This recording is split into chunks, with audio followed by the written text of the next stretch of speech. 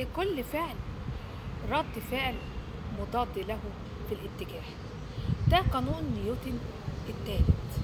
قانون نيوتن هو قانون قوة وليس قانون حركة. احنا في حياتنا العملية نستفيد من القانون ده. قوة الفعل هي اللي بتسبب ردة الفعل. لو الفعل المؤذي اللي وقع عليك او اي فعل انت بتكرهه عمل ردة فعل قوية في اتجاه معاكس، يبقى انت اللي بتكبر الموضوع. يعني من الاخر رد فعلنا هو اللي بيصغر المشكلة وبيكبر المشكلة. لو اي حاجة بتحصل لنا في الحياة وكان رد فعلنا هادي وبسيط وبتفكير وبعقلانية، مش هيأثر على قوة فعلي ولا هيأثر على اتجاه فعلي. يعني ايه الكلام ده؟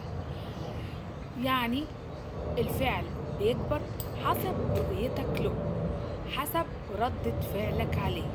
لو حد بيستفزك، لو حد بيعاند فيك، لو حد بيأذيك، شوف الموضوع ببساطة وخلي ردة الفعل بسيطة.